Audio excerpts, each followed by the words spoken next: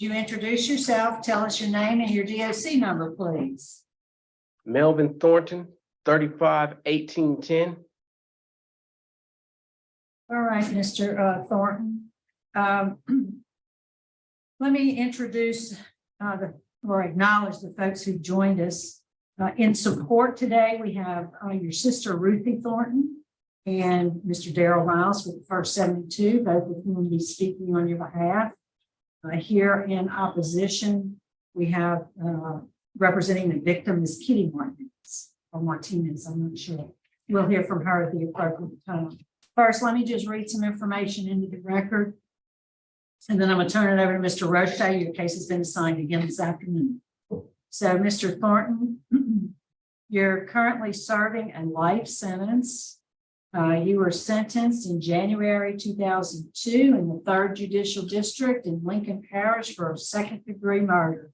You're serving a life sentence. Is that correct? Yes, ma'am. Mr. Roche. Thank you, Madam Chairman. Good afternoon, Mr. Thornton. How are you? Fine, and yourself, sir? I'm fine. Thank you for asking. Madam Chairman, fellow board members, we have Melvin Thornton, 351-810.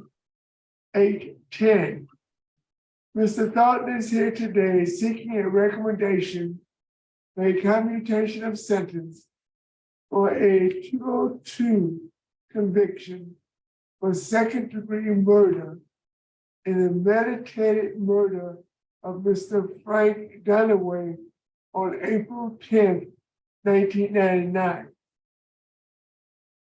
On April 12th, the offender admitted that he was at John's Beer Bar on April 10th and saw Mr. Dunaway's truck in the vicinity. He said that he had nothing to do with Mr. Dunaway's shooting. Law enforcement could not verify his alibi because he said he was at his aunt's house, but the aunt said that he was at the house, but he left and didn't return until after midnight.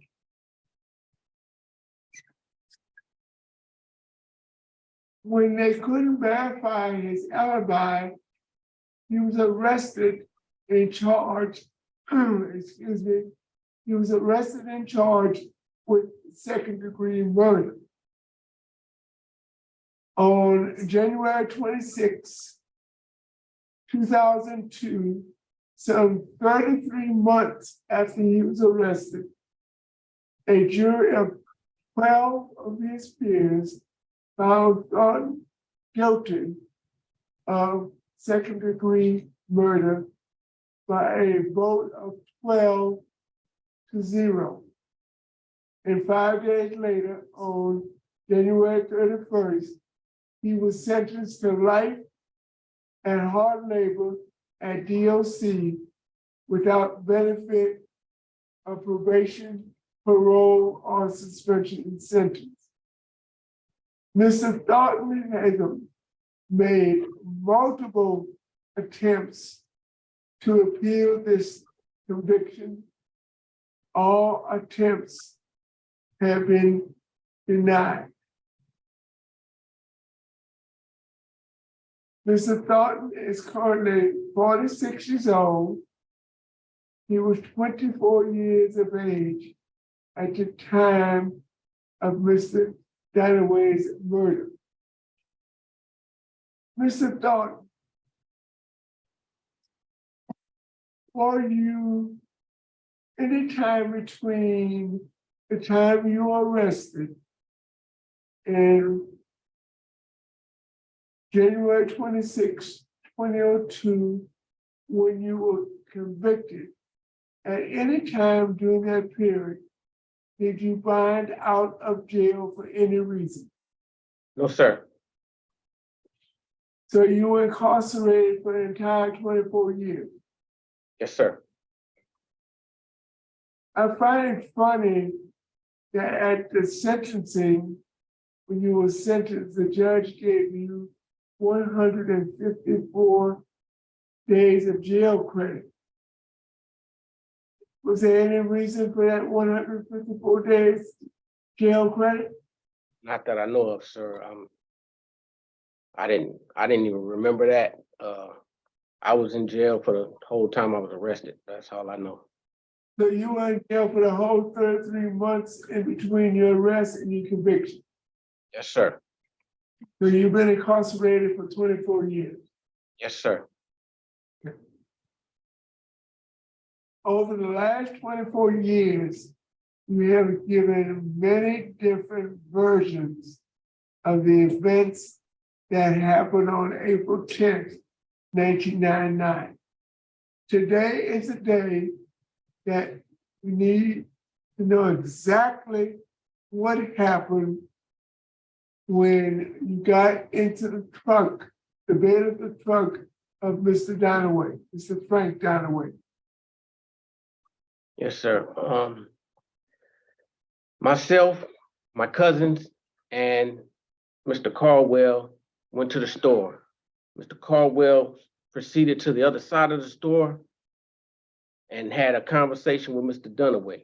He came back to us, said he wanted to go with Mr. Dunaway around the corner and talk about getting him, which is slang terminology for robbing him. I agreed to go with him. He got in the truck, went around the corner. He's sitting behind Mr. Dunaway. I was sitting on the opposite side of the bed. He gave the directions. We stopped. We got off the truck, approached the driver's side window. He and I had an exchange. Mr. Dunaway looked at me. He smiled, and I fired a shot. And Okay, let me stop you there, Mr. Thornton. That's another version. Mr. Donaway, do you dispute that as Rodney Caldwell was getting out the bed of the trunk, he said, "Give it up"?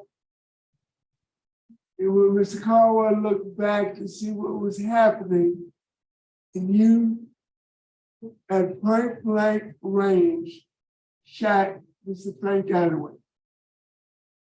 no, I don't deny. I shot Mr. Dunaway, but Okay. Rodney was, You said you shot him. yes, sir. Mr. Caldwell went to the driver's side. Mr.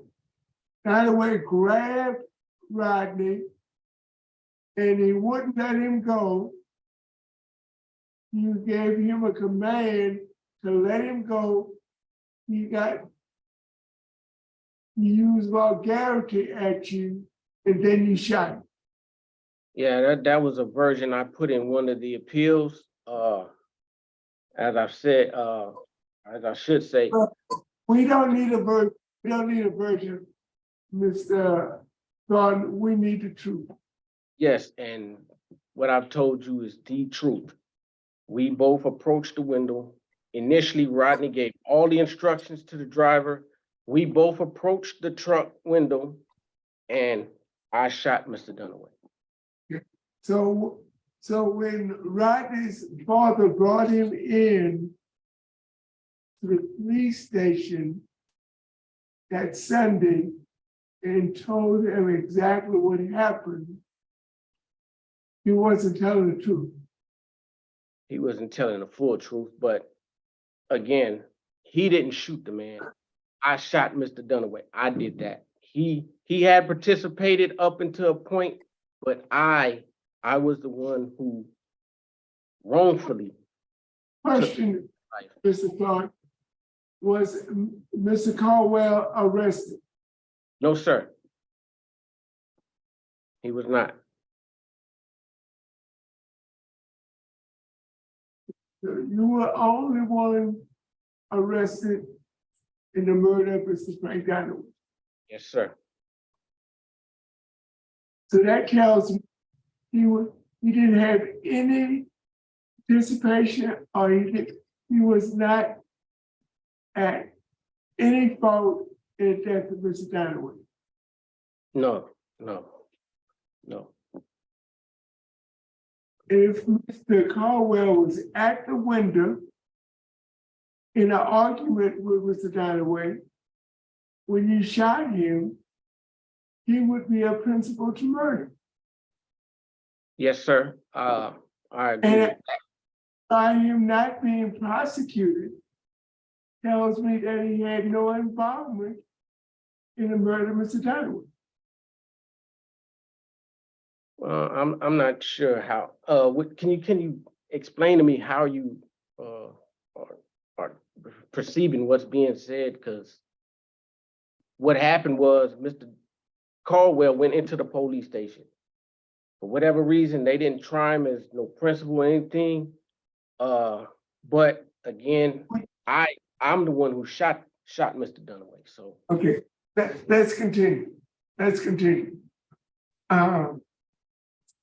Let's go over the opposition that you have in this case.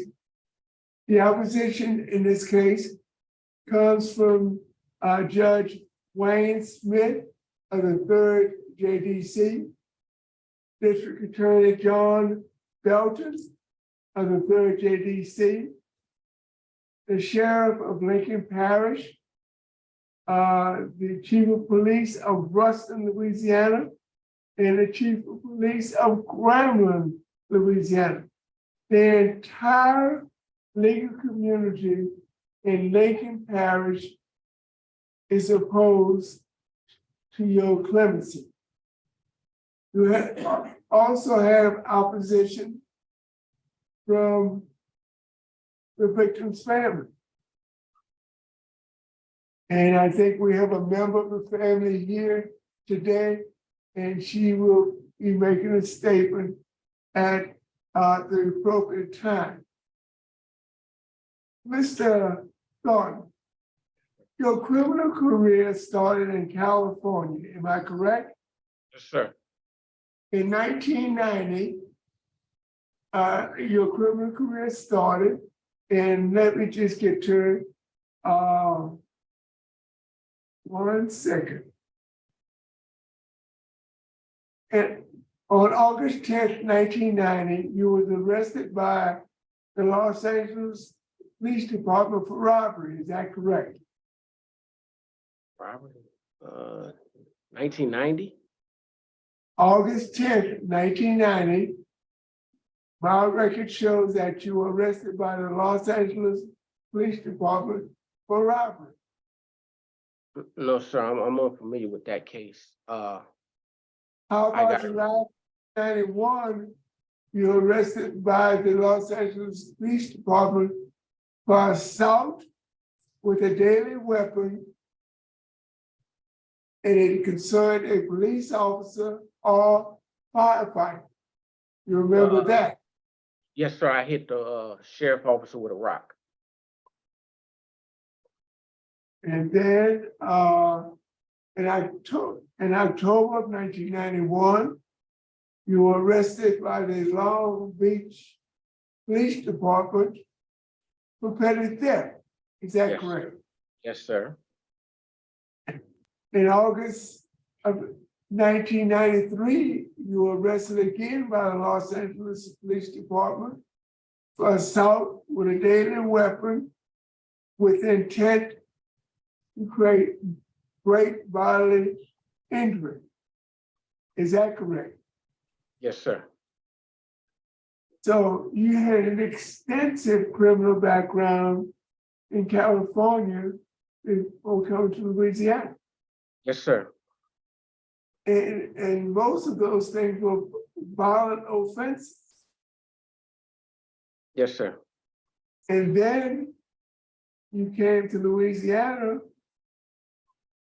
in 1994, the year after your last arrest in California, and you were arrested in Lincoln Parish for possession of marijuana and simple burglary. Is that correct? Yes, sir. 1995, attempted burglary of an auto and resisting arrest. And you got 6 years at hard labor. Is that correct? Yes, sir. And it was suspended, and you were placed on probation. Just 4 months later, you got arrested again in Lincoln Parish. Simple burglary, contributing to delinquency of a minor, cruelty to animals, simple criminal damage to property. You got 6 years in hard labor. Is that correct? Yes, sir. You rolled out, and then in 1999, you got arrested in Ruston. Is that correct? Yes, sir. The second degree murder. Is that right? Yes, sir. You were revoked in 1995. You were revoked in 1998. And you were on supervision when you committed this crime and you got revoked again. Is that correct? No, sir. I got revoked after catching this particular offense. I got out in 98 and was revoked that I'm aware of. Sir, in Lincoln docket number 39-152 on April 26, 1995, you got a 2-year sentence, suspended, 5 years active probation, and on July 25th, 1995, your probation was revoked due to a new felony. That's one revocation. Okay. And then you were charged with a new felony in 2001 and got revoked again. Is that correct? I didn't remember being revoked in 95, but that's probably the truth. I know I caught the new felony, so it's just something I probably didn't remember. My apologies for the oversight. And then you were revoked when you committed this offense, right? Yes, sir.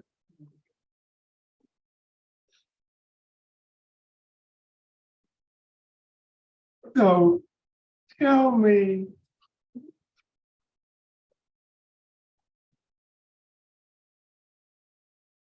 how do you think that you're eligible to commute your sentence with an extensive criminal history, a history of violence, and a poor supervision record? I can agree that I've been highly immature in dealing with life itself, and the board would have no reason to trust me based on my past record. Only thing that I can tell this board today is that I am truly remorseful for everything I've done.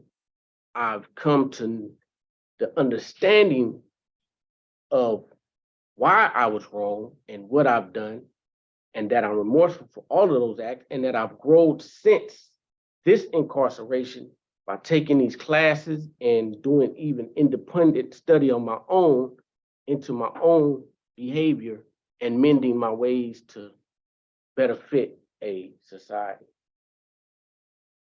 But you gotta realize you are a third felony offender, and that doesn't count your offenses in California.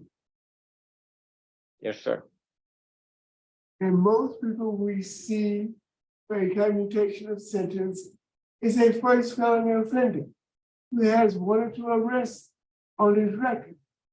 You have multiple arrests, you have a history of violence, and you can be convicted in Louisiana of 3 felonies, and you have 2 or 3 convictions in California. Yes, sir. He's been incarcerated for 24 years. His current job assignment is a legal worker. Tell us what you do, Mr. Thornton. Primarily, I do disciplinary board court. So when the guys get in trouble, I'm pretty much charged with protecting their rights and giving them the advice they may need to either move forward or take whatever plea bargain it is and counsel them like that. Mr. Thornton, as a low risk assessment, he has a GED. He's completed anger management, substance abuse. Tell us about some other programs that you completed. 100 Hours is another program I completed. Trauma healing is another course I've just completed. Taking a lot of other little minor classes like critical thinking, transactional analysis, and higher ground, standing on higher ground. You know, How about thinking for a change? yes, sir. I took that as well. That's one I about, I think last year I completed. You completed in 2022. Yes, sir. You're currently 46 years old. You're in minimum custody. Yes, sir. Tell me about your vocational education and skills.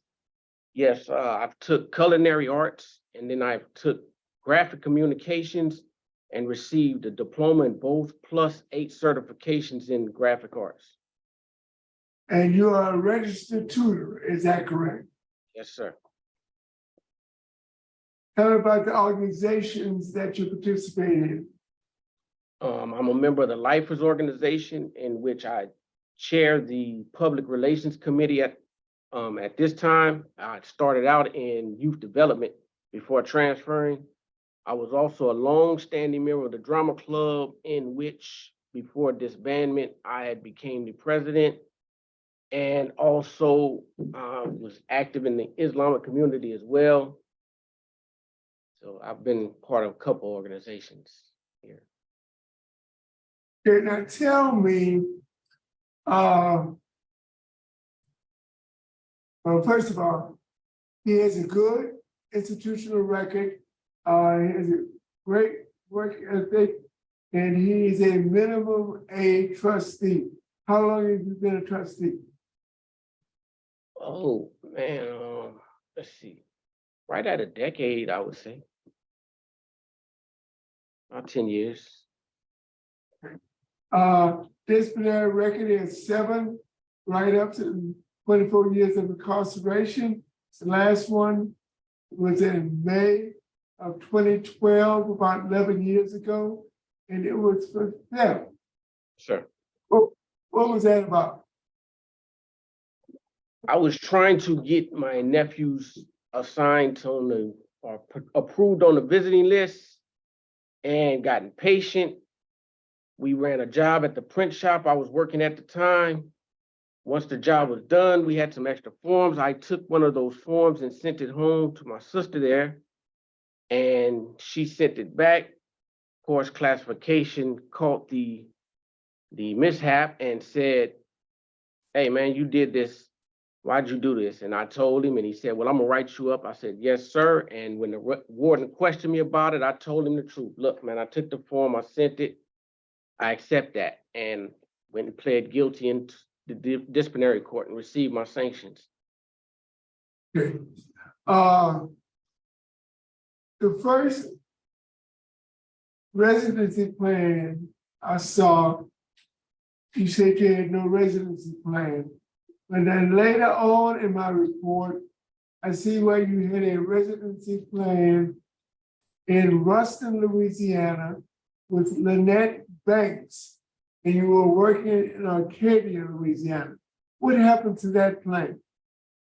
My little sister, she fell into some hard times, and that changed my circumstance. And, you know, I said, you know, I need to go somewhere else probably anyway. So, you know, I chose to try to go with the first 72 plus. Give me a little bit more structure, provided the board would show their mercy to give me some structure and a good chance to reintegrate and do some good things. So you're telling me your current transition plan is with the first 72, is that correct? Yes, sir. And when you finish with the first 72, what you need a permanent plan. So what's your permanent plan after you finish the transition with the first 72? I'll probably go to Nevada. I was looking back at Henderson, Nevada, where I stayed in about 89. It looked like a nice little town, so I was thinking about going back there if I don't go back to California. Let's talk about drugs and alcohol. Have you ever abused illegal drugs? Yes, sir, I have. At what age? I started with marijuana around 13. 13. Did you graduate to anything stronger? No, sir. You've never used cocaine, you've never used heroin, No, sir. meth, No, so sir. you had marijuana addiction. How long did you use marijuana? Off and on up until maybe 03.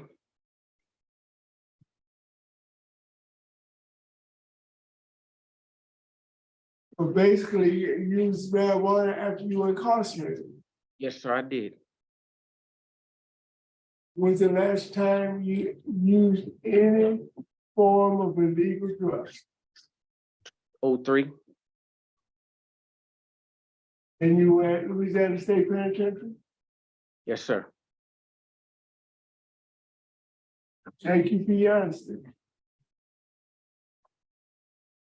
So what have you done since 2003 to treat your addiction to marijuana?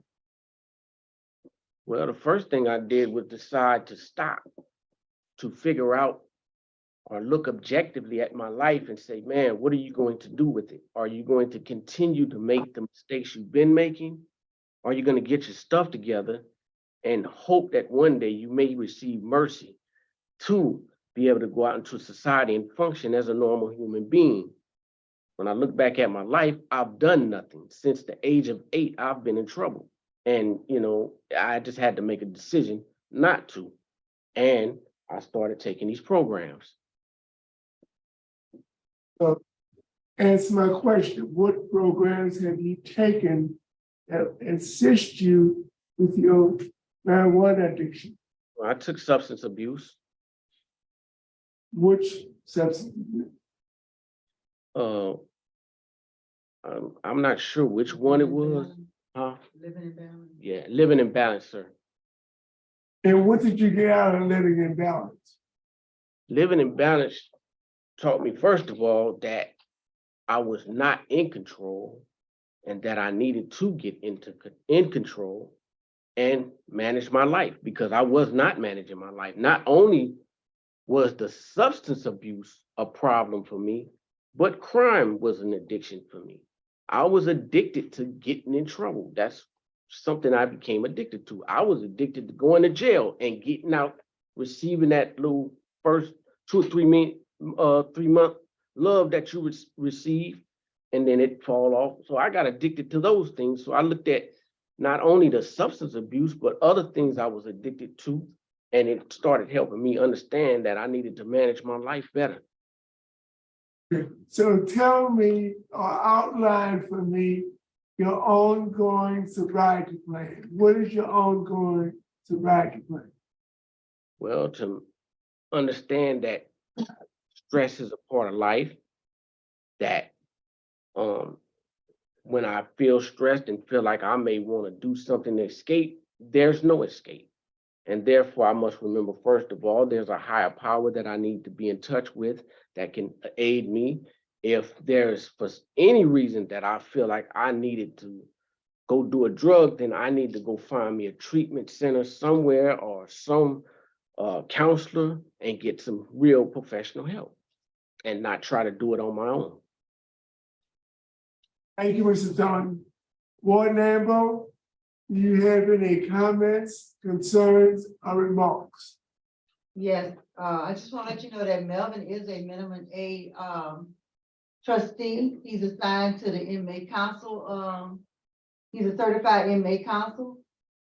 He's been a minimum class trustee since 2014. He has a total of 7 DBs. He also has certification in graphic communication and culinary arts. Thank you, Ward Member. Madam Chairman, I do have a recommendation in this case, and I will share with my fellow board members at the conclusion of this interview. Thank you, Mr. Ocean. All right, let's hear from the first 72, please.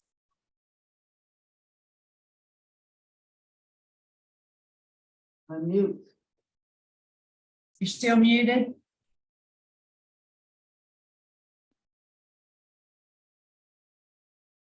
Excuse me. Yes, I'm Darryl Miles, first 72 plus. And we're here in total support of Mr. Thornton. After reviewing Mr. Thornton's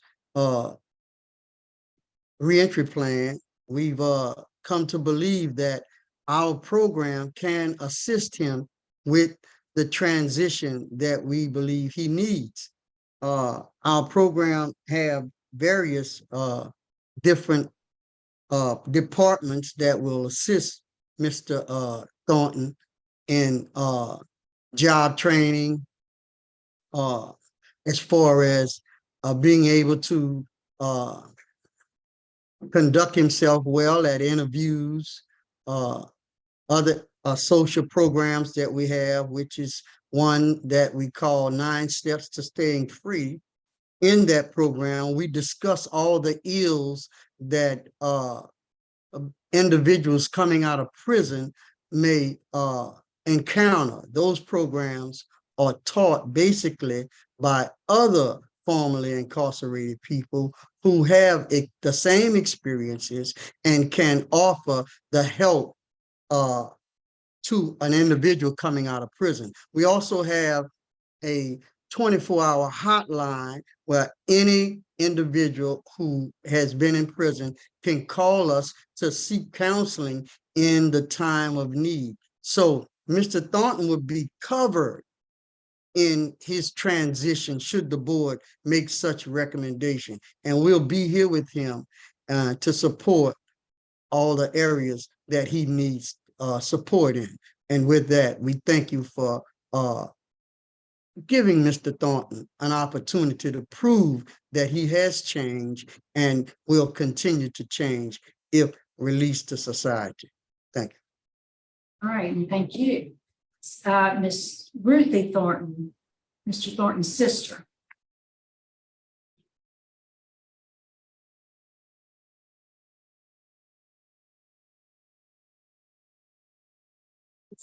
Yes. Go ahead, ma'am. Hi, how are you? Thanks for asking.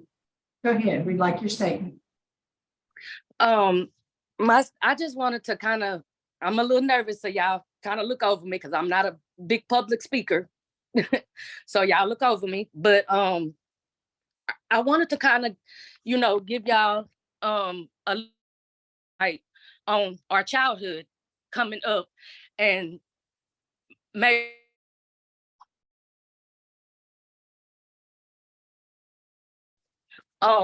Melvin and I'm his younger sister by 2 years. Melvin is 2 years older than me. So I've been with Melvin pretty much all of my life. We have been in and out foster home care systems together, transferred to different homes with different family members together. We were beaten, by people, and coming up with, there was no such thing as, we didn't know anything about child abuse, you know what I'm saying? We were hit with things like drumsticks and extension cords and stuff like that. In our past, our mother was a teenager when she had us, so she was young, and both our mother and father both struggled with drug addiction. And we never had a relationship with our mother's side of the family because we are biracial. We both have had traumatic experiences as kids, such as being molested and being beat and stuff like that.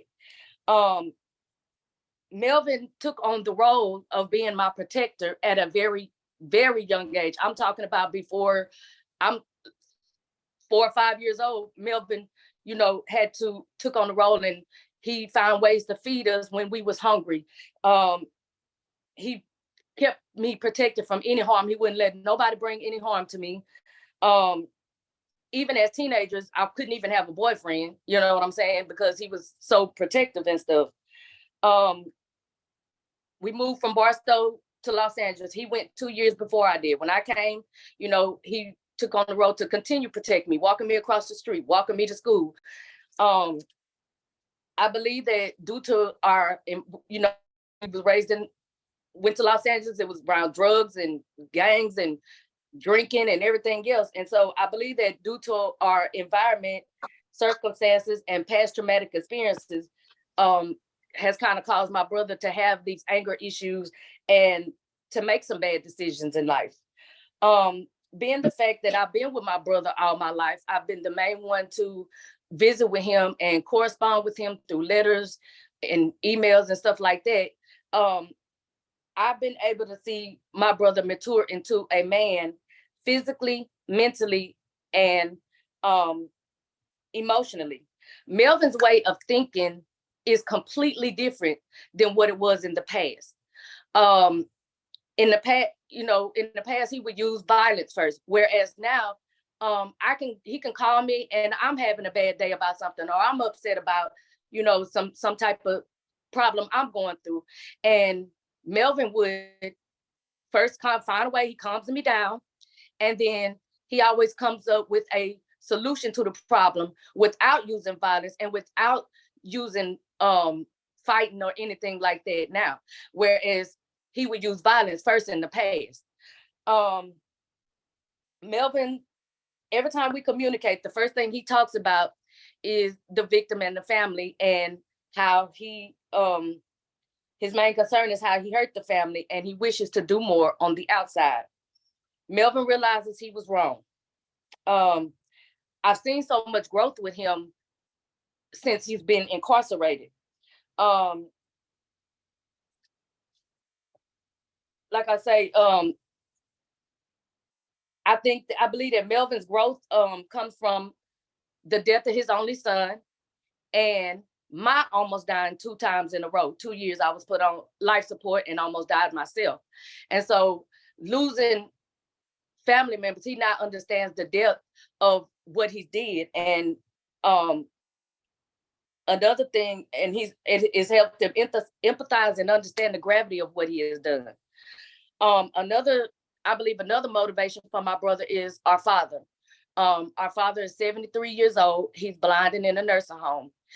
He used to come see my brother with me, but he ended up having a stroke, and so he's not able to get around like he used to, and now he's blind. So every time I talk to my dad, first thing he asks about is my brother, and want to know, is he ever going to be able to get out?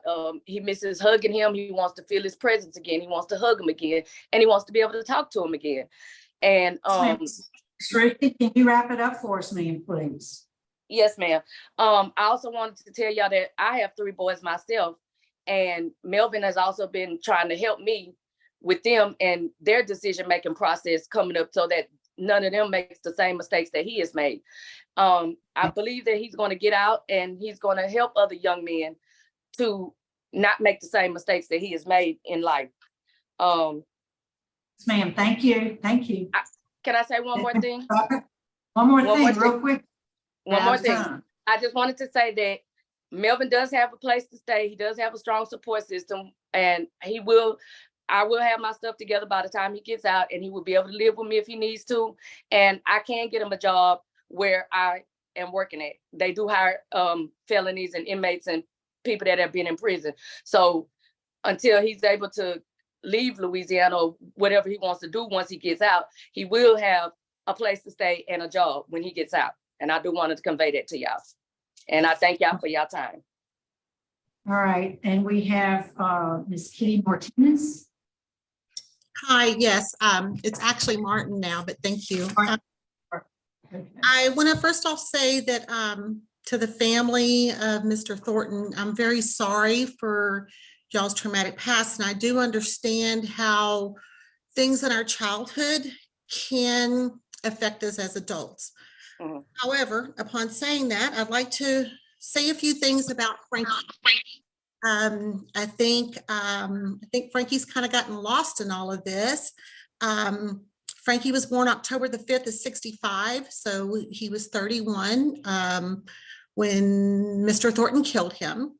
I met Frankie when I was still in high school. He was about 8 months older than me. Frankie was a big guy, 6'5", like 220 pounds. Beautiful guy, honestly, he was. Frankie was raised by his grandparents most of his life. His mom and dad divorced when he was very young, and both of them were real unstable. His grandparents were wonderful, wonderful people. After I met him, when other kids were out at parties and stuff, me and Frankie were with his grandparents. We fished, we hunted. He was a great shot, he really was. With being such a big guy, Frankie was raised in the Lutheran church. He was in a private school until about the age of 14. At 14, he did go live with his mom, who had finally stabilized her life and was in a great relationship with a wonderful man. And they moved from Houston to a little bitty small town called Madisonville. And Frankie had a very, very good, when he was in high school and that kind of thing, it was a very, very good transition for him. But he was always with the grandparents. With him being so big, Frankie was like a gentle giant. Frankie was the most non-confrontational person I had ever met in my entire life, probably other than my husband right now. Frankie was in Louisiana working when he was killed by Mr. Thornton. We had 3 children, and I say had because our only daughter did pass away 6 years ago. And I have to tell you, for children, losing their father was devastating to them. I mean, how do you explain to a 6-year-old, a 9-year-old, and a 10-year-old that their dad is never coming home? There's never going to be a reconciliation. There's never going to be any more weekends with him. And then with that, even through adulthood, the limitless questions. Why did it have to happen? Why was he there? And at the time when Frankie was killed, you go into kind of mom mode, and it was all about protecting the kids. I did not go to any of the trials. I didn't want to deal with any of it. Frankie's mom, Nanny, and her ex-husband, Granddaddy, were involved when it was all going on. I honestly didn't want to hear anything about it. I was very young, and I didn't want to know, honestly, to tell you the truth. And I have to thank the victims advocacy for contacting me it's been about a year ago, actually, about this hearing that was coming up. So now, being a much older woman and being a grandmother, it was kind of like, I need to go back and figure out what happened. And I did read all of the trial stuff, and I did look into everything, and I did look into Mr. Thornton's past. And I have to tell you, it was very scary to find out that if he had been in with his 6-year conviction, if he had still been in jail, maybe that sliding moment hadn't happened. Maybe Frankie hadn't been at that grocery store that night, or convenience store, or whatever it was. Frankie was not armed. Frankie was not trying to hurt anybody. They asked him for a lift, and he gave these guys a lift. And that was just kind of the way Frankie was. Honestly, Frankie was a country boy, and he would have, some guy said, "Hey, can we give you a lift?" He'd be like, "Sure, jump in, let's go," And then I have to also mention Frankie's mom. Frankie was an only child. Nanny, his mother, Carol, had several miscarriages, and Frankie was born very, very premature. Frankie's mom was devastated. I can't even tell you. And now, being a mother of a deceased child, it is devastating, and it changes the person that you were. Nanny died in 2009 at the age of 63. She had been on dialysis, not for very long, actually. Nanny insisted on coming off of dialysis and going into hospice. I'm a nurse. I knew what was going to happen, and I knew what was going to happen very fast once she decided that, and I begged her not to do that. And all Nanny could say was, I'll finally get to be with Frank. All she wanted was to be with him. And so it just kind of confounding to hear all of these things and to think that to begin with, you know, to have so many felonies that you can't remember whether or not one was, you know, done or not, to find out that this person is counseling young children who, after one arrest after the other, I would be very concerned with that. And also with the violence against police officers. I mean, he's had not one, but two. He's had two assaults against police officers. And I just feel that, yeah, he might have been a good boy for the last, you know, several years, but again, he's in prison. What can he do? My biggest question is, what would he do once he's out? At 46 years of age, there's still time for him to burglarize people. There's still time for him to resist arrest. There's still time for him to kill people, to kill somebody else's husband, to kill somebody else's father, to kill somebody else's son. So I just want to say he never needs to be out. This guy never, ever, ever needs to be out of jail. I'm sorry, he does not. And I really went into this with a very open mind, because I kind of thought, after this much time, maybe, until I got the backstory. When you hear the backstory and you hear it over and over and over again, I'm sorry, no, he needs to stay in prison. Yes, ma'am. That's it. Can you wrap it up for us, please? I'm just going to say that I thank the advocacy board for contacting me. I am on here for his family. His mom's dead. My two sons were so young at this point, they didn't want to, I don't want to say they didn't want to get involved.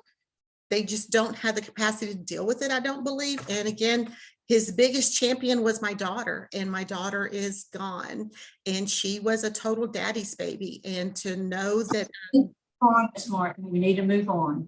All right. So interrupt. We're well beyond the 3 minutes. Yeah, please continue to contact me about any other hearings so that we can be prepared again. Yes, ma'am. Thank you so much for taking the time to share that information. Mr. Thornton, is there a brief statement you'd like to make to us before we go? Yes, sir. Yes, ma'am. Board, and definitely Ms. Martin, you know, my deepest apologies for my behavior.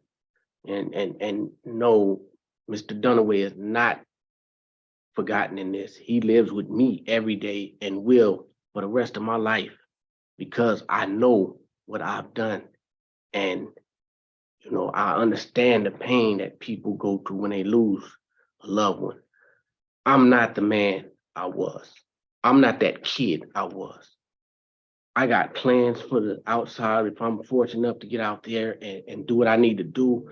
I have a mentorship program I'm doing. I have another program. I work for criminals, you know, because I understand what we're looking for and what needs to happen. There's too much violence in the world today.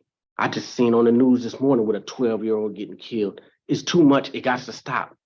And I feel like I be doing my part. I need to be doing my part. And I'm starting here. And I would appreciate if you gave me the mercy to work with you out there to stop violence. But I understand what I'm looking for, what to look for in children. I understand it. And I want to help. I do. We can do this together. We can. But we got to stop this violence, man. It's too much. It's too much out there. So I believe that we can do it. And I'm serious. I really believe that. I don't want no more part of violence. I'm tired of it. I really am. I see too much of it. So I'm a changed man. I'm not the same one. And I'm just, you know, hoping the board exercises its mercy and grace, which I understand that's what this hearing is about. I understand that. I understand completely. And again, by all means, Ms. Martin, I am truly sorry. I really am. I really All right, am. Mr. Thornton, I think we are prepared to vote. We're going to move on. Mr. Roche. Thank you, Madam Chairman. Mr. Thornton will be very, very candid with you. You are not a suitable candidate for a commutation of sentence. Now, based that opinion on your prior criminal history in California and Louisiana, your poor supervision history, you've been revoked at least times, express opposition from the entire legal community, overwhelming express opposition from the victim's family, especially the victim's children. I think you need some additional programming. And basically, 24 years of incarceration is insufficient time served for the premeditated murder of Mr. Frank Dunaway. My vote is to deny your request. Thank you, Mr. Rishay. Mr. Novella. Madam Chairman, my vote is the same for the same reasons as Mr. Roche. Mr. Friedman. Mine's the same. Ms. Jackson. Ms. Carter, you've got some more work to do. Keep working. My vote today also is to deny. I don't think you're ready. I think there's some more things you need to work on. And good luck to you. All right, Mr. Thornton, you received 4 votes to deny your application. So today, your application for clemency has been denied, sir. Thank you for hearing me.